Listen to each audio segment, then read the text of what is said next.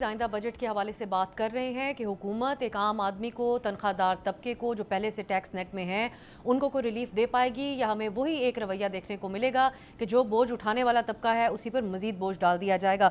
मुजम्मिल असलम साहब, एक पीटीआई की तरफ से, आप लोगों की तरफ से एक शैडो बजट भी पेश किया गया था। इस उसमें क्या तजावीज़ हैं और अगर उसका एक खुलासा पेश कर दे, और टैक्स टारगेट कितना होना चाहिए आपकी नज़र में? अच्छा, मैं थोड़ा सा जो ये शेडो बजट जो है हमारे थिंक टैंक के जो हेड हैं तैमूर झगड़ा साहब और जो हमारे एमएनएज हैं उन्होंने मिलके किया था। तो मैं उसको ठीक तरीके से फॉलो नहीं कर सका क्योंकि मैं अपनी सूबाई मामलात में रहा, लेकिन उसमें बड़ी अच्छी अच्छी जो जो कुछ चीज़ें थी। सुपर टैक्स की बात की है उन्होंने कम करने की, उन्होंने तनख्वाहदार पे टैक्सेस की बात की है कम करने की, पेंशन्स के रिफॉर्म्स की बात की है। तो मुझे प्रिसाइजली नहीं पता, तो मैं इसलिए कुछ गलत ना हो जाए। रहा सवाल वफाक जो है टैक्स 15,260 अरब रुपए का रख रहा है अपने लिए। I wish them good luck, क्योंकि इस साल भी जो 1,000 अरब से ज्यादा का, जैसे उमर बता रहे थे कि जो है इस साल भी जो है शॉर्टफॉल हुआ है उनका।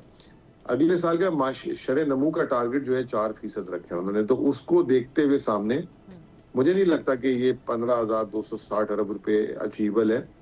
कुछ इसी तरह की आप देख रहे होंगे, पूरे साल आप लोग रिपोर्ट कर रहे होंगे कि शॉर्टफॉल्स होंगे, अनलेस के ग्रोथ में जो है बेहतरी आए, तो जो है ये टैक्स कलेक्शन मुमकिन हो सकती है। और दूसरी जो रिलीफ्स की बात करें, अगर वो रिलीफ्स दे भी दिए अगर हुकूमत ने, तो उल्टा उनकी टैक्स कलेक्शन बढ़ेगी नहीं, उससे जो है उनकी टैक्स कलेक्शन नीचे जा सकती है। तो मुझे ऐसा लगता है कि कोई ऐसी चीज़ नहीं है जिससे जो है ये कलेक्शन हो सके, और अगर वो नहीं होगी तो फिर आवाम को रिलीफ की भी जो है ऐसी कोई तवक्को नहीं रखनी चाहिए। मिर्ज़ा इख्तियार साहब, टैक्स नेट बढ़ाने के अलावा कोई और ऑप्शन नज़र भी नहीं आता किसी के एक्सपर्ट से भी जब हम बात करते हैं, लेकिन ये करने में तो हुकूमत नाकाम रही। ये टैक्स टारगेट आपकी नज़र में अचीवेबल है जो रखा गया है? देखिए, 15,260 बिलियन का अगर हम देखें, मैं समझता हूँ ये जो नए मेजर्स मुझसे डिस्कस कर रहे हैं बिलाल कियानी साहब में, जो मिनिस्टर फॉर स्टेट हैं, रिटेलर को वो टैक्स नेट में ला रहे हैं और रिटेलर की एक बहुत बड़ी फिक्स टैक्स रजीम में मैं समझता हूँ अगर संजीदगी से उसको किया जाए, बहुत बड़ा काउंटर में वहाँ से मिल जाएगा। एग्रीकल्चर सेक्टर के लिए कुछ उन्होंने बदलाया है, और साथ साथ जो है पीडीएल ने सब रिकॉर्ड तोड़ दिए हैं। ये नॉन टैक्स रेवेन्यू का सबसे बड़ा जरिया इस वक्त बन गया है, और 1,700 बिलियन जो है वो डायरेक्ट मरकजी हुकूमत की जेब में गए हैं विदाउट प्रोविंसेस के पास जाए बगैर। तो ये पीडीएल को अब ये आस्ते आस्ते ज़्यादा फोकस कर रहे हैं। ये आईएमएफ ने हमको 80 रुपए फी लीटर बढ़ाने को कहा था पेट्रोल के ऊपर, आज 117 रुपए फी लीटर पेट्रोल पे लिया जा रहा है, और उसके हिसाब से 1,700 अरब रुपए ऑलरेडी पॉकेट कट चुके हैं। मैं समझता हूँ it should not be source for revenue generation. Petrol मसनूआत पहले ही खत्ते में हमारी सबसे महंगी है। रिटेलर, हाँ बिल्कुल हम उनके साथ हैं, उन्होंने जो बतलाया सिंप्लीफाइड फॉर्म्स वगैरह, उम्मीद है कि रिटेलर्स इस बार, हालांकि तीसरी चौथी बार शायद रिटेलर के लिए स्कीम बनाई जा रही है, हर बार वो स्कीम फेल हो जाती है और वो कामयाब नहीं रहती। और हमारे जो स्टैंडिंग कमेटी ऑफ फाइनेंस में जो प्रेजेंटेशन वगैरह इन्होंने दी थी, वो रिटेलर के साथ बैठ के उन्होंने ये स्कीम बनाई है। वो फॉर्म्स भी जो हैं बनाए हैं वो उतने आसान है कि सिंप्लीफाइड है। तो ये एक मुस्बत चीज़ है, डिपेंड करता है कितनी रिट के साथ इन्फोर्समेंट। दूसरे नए टैक्सेस में वो इन्फोर्समेंट पे ज़्यादा जोर दिया है इन्होंने।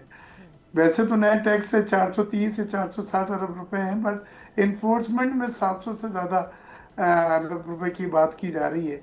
और उसमें ये सिगरेट का जो सेक्टर है, इसमें इस बार वो काफी संजीदा नजर आते हैं, वो हर सख्ती बार वैसे ये उससे बातें, नजर हर आएगी। बार मिर्ज़ा साहब, हम हर बजट से पहले, उमर हयात साहब जो हैं, ये हमारे सीनियर कॉलीग हैं, ये तो हम सुनते हैं ताजरों के लिए जो स्कीम्स थी उसकी तरह तरह की बातें हमारे टॉक शोज में हुई, लेकिन कोई टैक्स नहीं इकट्ठा हो सका। टैक्स देता है तो वही जो एक तबका ऑलरेडी मौजूद है। आप समझते हैं देखिए, उमर कि ऐसा? जी जी जी, बिल्कुल। सैलरी क्लास को इंशाल्लाह 10%, पेंशन में भी 10% और सुपर टैक्स में सब तरफ से हमने पूरा प्रेशर डाला हुआ है।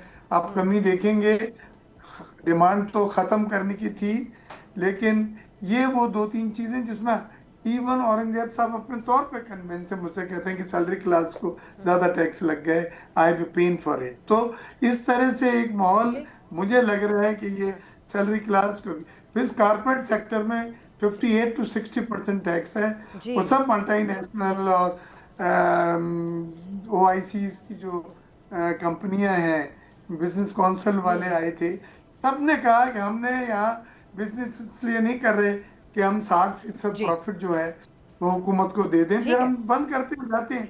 ये और बात बात है, सही ये है, मुझे बात है। उमर साहब की तरफ में, उमर ये अभी हमने देखा एग्रीकल्चर सेक्टर के ऊपर टैक्स लगाने की, बिलाल कियानी साहब का हवाला दे के मिर्ज़ा साहब भी बात कर रहे थे कि उन्होंने इस पे कहा, ताजरों के हवाले से बात की। हमने देखा है कि ना तो एग्रीकल्चर सेक्टर पे, फिर अभी ईद कुर्बा पे मवेशी सेल हुए अरबों रुपए के, लेकिन कोई टैक्स कलेक्शन नहीं हुई है। सो आप समझते हैं कि ये अब कुछ मुख्तलिफ होगा हुकूमत की स्ट्रैटेजी, ये जो आप बातें सुन रहे हैं, ये वही वादे हैं जो हर बजट में हम देखिए, सुनते हैं? हम हर बजट में ये सुनते हैं कि इन्फोर्समेंट इकदामात के ज़रिए आप इतना टैक्स रेवेन्यू इकट्ठा करेंगे और फिर जो टैक्स एक्सपेंडिचर्स हैं उनको कम करके आपको टैक्स मिलेगा।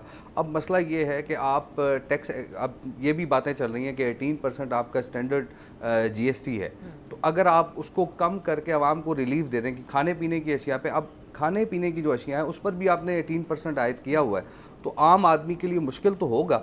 अब मसला ये है कि ताजरों की जो टैक्स स्कीम है, इसमें से आपको जो रेवेन्यू इकट्ठा होगा वो 50 बिलियन फाइनेंशियल इम्पैक्ट है उसका। तो आपने इतना बड़ा एम्बिशियस टारगेट रखा है।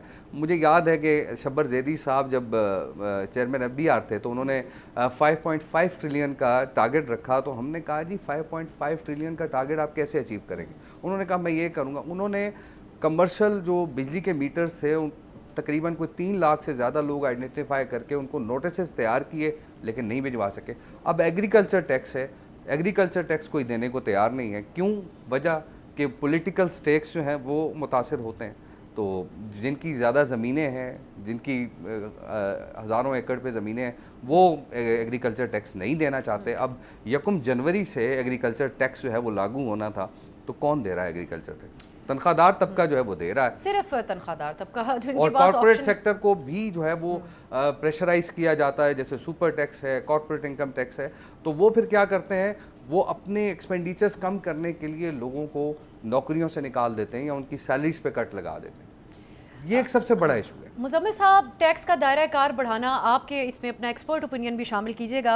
एग्रीकल्चर की हर बार बात होती है, चेयरमैन FBR ये भी कह रहे थे कि रियल एस्टेट को भी इसमें शामिल करेंगे। ये तमाम बातें जो हमेशा से होती आ रही हैं, कैसे टैक्स के दायरा कार को बढ़ाया जा सकता है और बोझ कम किया जा सकता है जो ऑलरेडी टैक्स दे रहे हैं उन पे? देखिए, मैं तो एक चीज जो है उस पर यकीन रखता हूँ। मैं किसी सेक्टर और जो है ना वो उसकी जो है ना डिस्टिंक्शन नहीं समझता कि होनी चाहिए। मैं सिर्फ एक बात कहता हूँ कि जिसकी काबिल टैक्स आमदनी है उससे टैक्स ले लिया। अगर आप ये कर लेंगे ना, तो आपको जो 10% भी अगर पूरे मुल्क में टैक्स रखेंगे ना, तो आप हदफ से डबल पैसे जमा कर लेंगे। मिसाल दे के आपको समझा देता हूँ। इस साल जो है पाकिस्तान की जो GDP है वो 1,40,000 अरब है।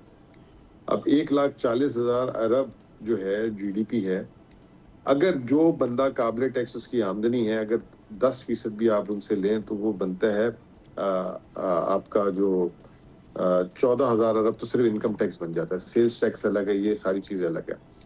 मसला क्या है कि हमने ना एग्जेम्पशंस दे दी है। हमने कहा है कि पेंशनर है, अब पेंशनर जिसकी 50,000 तनख्वाह पेंशन है, आप उससे ना ले, लेकिन अगर किसी की 5 लाख पेंशन है, उसको आपने क्यों छोड़ा हुआ है? ठीक है। इसी तरीके से हर जिसकी भी जिसे कहते हैं ना काबिल टैक्स आमदनी है एग्रीकल्चर में, जैसे KP है, 2 एकड़ से ज्यादा 3 एकड़ से ज्यादा एवरेज लैंड नहीं है, तो वो सारों की जो आमदनी बहुत कम है। तो एग्रीकल्चर का मतलब ये नहीं है कि वो अब उसकी आमदनी नहीं है तो वो ना दे टैक्स, लेकिन जो लैंडलॉर्ड है आपने उसको भी छोड़ दिया, जिसके मुरब्बों में पता नहीं हजार क्या कहते हैं, मुरब्बे कहते हैं, क्या कहते हैं, हजारों मुरब्बों में जगह हाँ एकड़ है, ठीक है ना, आपने उसको छोड़ दिया। तो जिसकी काबिल टैक्स आमदनी है ना, चाहे जज है, चाहे फौजी है, चाहे जमींदार है, चाहे पेंशनर है, हर एक को आप टैक्स लगा दें। अब उसके बाद उसका फायदा क्या होगा? आपको ज्यादा टैक्स मिल जाएगा, फिर उसके बाद आप जो है ना रिवर्स कर दें, ये जो बेनजीर इनकम सपोर्ट प्रोग्राम है उसके थ्रू आप कैश जो है ना पार्सल्स दे दें। अभी देखें ना, जब ये पेट्रोल बढ़ाया तो बाइक वालों को आपने कैश रिटर्न कर दिया, पेट्रोल की कीमत बढ़ाकर, मतलब क्यों लैंड क्रूजर वाले को आप सस्ता पेट्रोल दे रहे हैं बाइक वाले के चक्कर में कवर में, क्यों रीवो वाले को दे रहे हो डाला वाला मशहूर डाला जो है, ठीक है ना। अब आप डायरेक्ट जो है कंपनसेट करें। इसी तरीके से आप जो है ये एग्रीकल्चर एक्सपोर्टर, अब ये बैठे हुए हमारे बेग साहब, ये भी प्रमोट करते हैं कि एक्सपोर्टर को टैक्स हटा दें। क्यों हटा दें? अगर वो अरबों रुपए में कमा रहा है तो टैक्स दो भाई, क्यों नहीं दे। आईटी का भी एक नया बना लिया कि जी आईटी वालों को टैक्स एग्जाम कर दे, मुल्क के लिए ज़र मुबादला लाते हैं। अगर वो लाखों रुपए में, इस वक्त आईटी वालों की तनख्वाहें आप चेक करें और उनकी वो चीजें कंसल्टेंसी चेक करें तो आप सोचेंगे कि हमने क्या किया जिंदगी में। सब्सक्राइब करें और बेल दबाएं ताकि कोई खबर रह न जाए।